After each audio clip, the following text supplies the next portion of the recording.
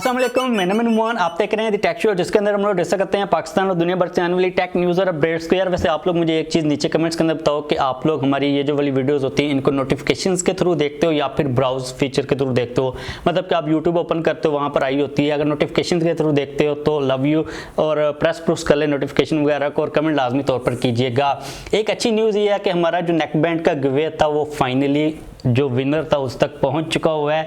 और हमारे चैनल के ऊपर एक और गिवे चल रहा है जो कि सैमसंग के इस पावर बैंक का, जिसको हम लोगों ने अनाउंस करना था, मतलब कि जिस वीडियो के अंदर आप लोगों के लिए था वो सैमसंग गैलेक्सी Z Flip 3 की अनबॉक्सिंग वाली वीडियो थी। वीडियो का लिंक आपको नीचे प्रोवाइड कर दूंगा और इंस्टाग्राम का लिंक भी दे दूंगा कमेंट करके। अगर आप लोगों ने वीडियो नहीं देखी तो लाजमी तौर पर इंस्टाग्राम के ऊपर आ जाइएगा, क्योंकि इसका भी जो रिजल्ट है ना मैं कल अनाउंस कर दूंगा लाजमी तौर पर, और जो विनर है वो होपफुली के कॉन्टैक्ट कर लेगा। तो दोनों के लिंक आप लोगों को नीचे मिल जाएंगे।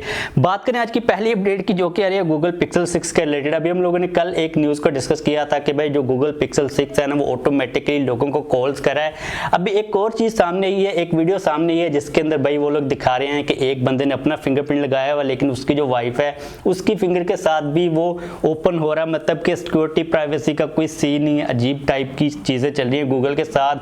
पता नहीं क्या मसले हैं, मुझे लगता है कि इन लोगों ने अपनी जो नई चिप लगाई है टेंसर वाली उसके अंदर कोई इश्यूज आ रहे हैं। होना तो ये चाहिए था कि अपनी चिप लगाई है तो वो ज्यादा ऑप्टिमाइज होती, लेकिन भाई जो सीन है ना वो उल्टा ही चल रहा है। लेट्स सी के गूगल वाले क्या करते हैं।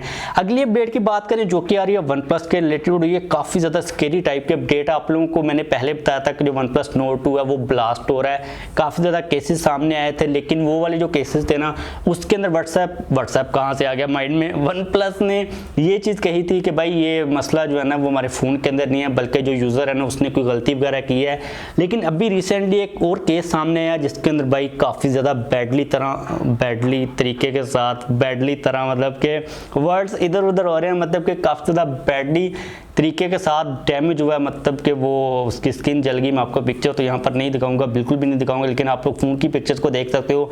भाई इसको वन प्लस वाले कैसे जस्टिफाई करेंगे ये चीज़ देखना पड़ेगी। और मुझे लगता है कि वाकई में कोई सीरियस इशू है वन प्लस नोट 2 के अंदर। अगर आप लोगों ने पाकिस्तान के अंदर बाय वगैरह उसको किया तो भाई उसको केयरफुली ही यूज़ कीजिएगा।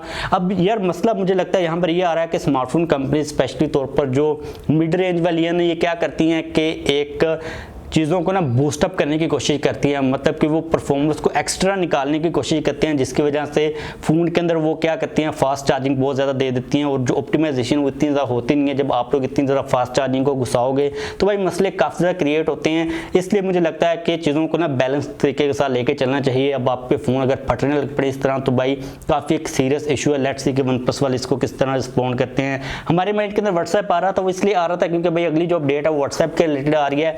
व्हाट्सएप के अंदर अब आप लोगों को कम्युनिटीज का एक ऑप्शन देखने को मिल जाएगा। कुछ स्क्रीनशॉट्स लीक हुए हैं। अब टू बी एग्जैक्ट ये किस तरह परफॉर्म करेगा ये चीज़ तो अभी तक नहीं बताई जा सकती, लेकिन आप लोगों को जिस तरह डिस्कॉर्ड के ऊपर कम्युनिटीज मिलती हैं, आप मल्टीपल मतलब कि मैक्सिमम लोगों को इंक्लूड कर सकोगे। अभी जो हमारे ग्रुप्स हैं उनके अंदर लिमिटेशन होती है, लेकिन ये चीज़ रिपोर्ट की जा रही है कि जो कम्युनिटीज़ होंगी ना उनके अंदर कोई किसी किस्म की लिमिट नहीं होगी। आप लोगों को एक लिंक मिल जाएगा, उस लिंक के थ्रू जितने भी लोग ज्वाइन करना चाहें वो कर सकेंगे।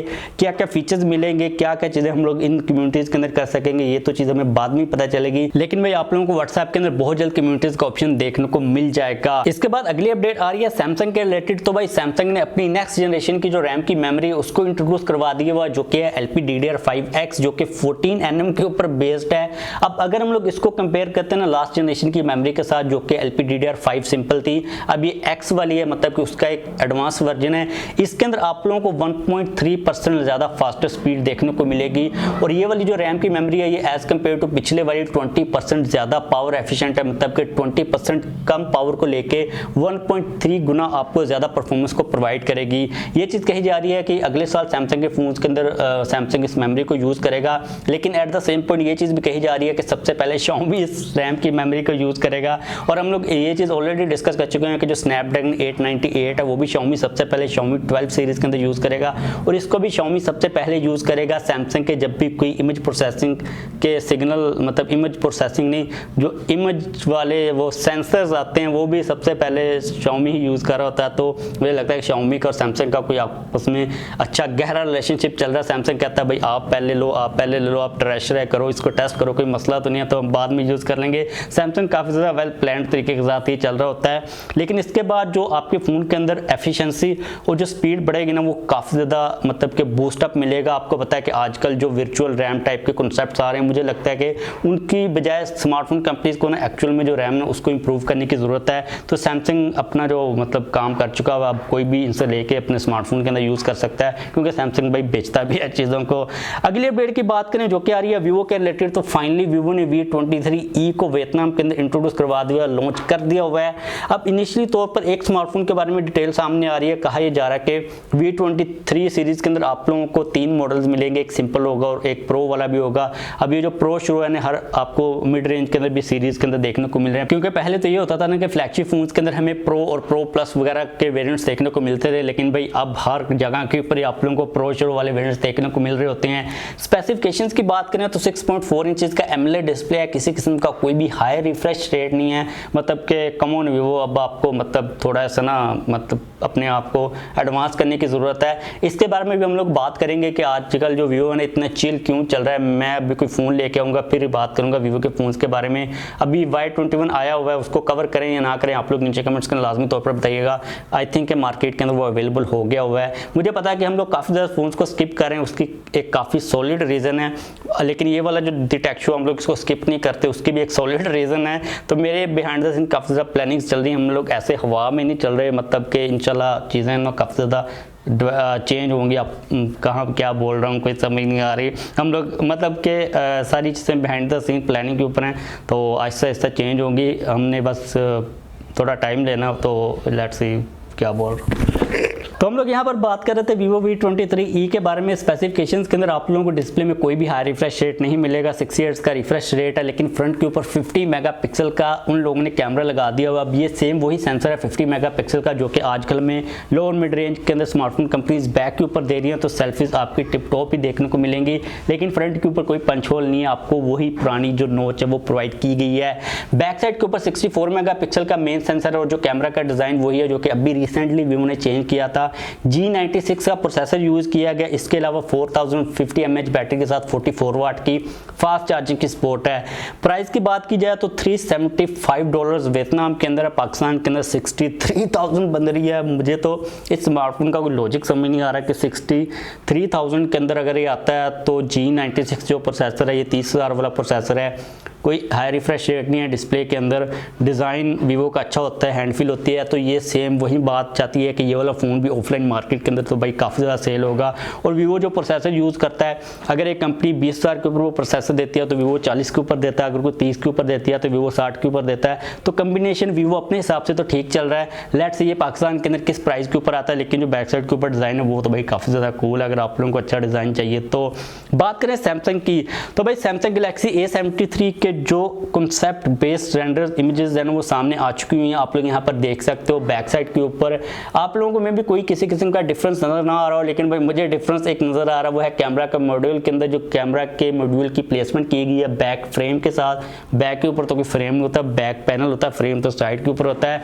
अब अगर हम लोग इसको नॉर्मल डिज़ाइन के साथ कंपेयर करते हैं ना, तो आप लोग अगर कैमरा के मॉड्यूल को देखो तो उसको इंटीग्रेट किया गया बैक पैनल के साथ ही, और जो यहाँ पर कर्व सी नज़र आ रही है ना जहाँ पर वो अटैच हो रहा, वो पहले इस तरह होती थी, मतलब कि फ्लैट से इस तरह जाते थे, अब इस तरह जा रही है। पता नहीं क्या बोल रहा हूँ, लेकिन थोड़ा सा डिफरेंस है। अगर आप लोग डायरेक्ट कंपैरिजन करो A52 A72 के साथ, तो यहाँ पर डिज़ाइन थोड़ा सा चेंज किया गया है। बैक साइड के ऊपर आप लोगों को सेम कैमरा का वही लेआउट देखने को मिल जाएगा। स्पेसिफिकेशंस की बात करें तो मेन जो चीज़ होने वाली है वो स्पेसिफिकेशंस ही होने वाली हैं।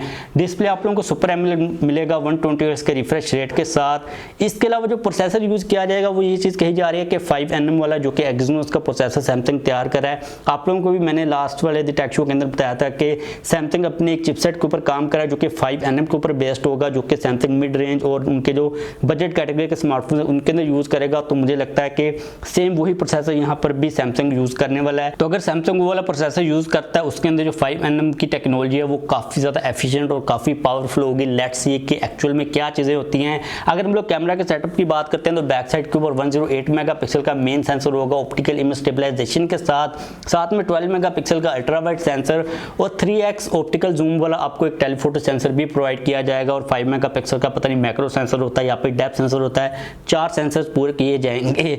इसके अलावा IP67 की रेटिंग होगी। फास्ट चार्जिंग और बैटरी के बारे में कोई इन्फॉर्मेशन नहीं आ रही। मोस्ट प्रोबेबली 4500 mAh की बैटरी हो सकती है, साथ में 25 वाट की फास्ट चार्जिंग की सपोर्ट हो सकती है।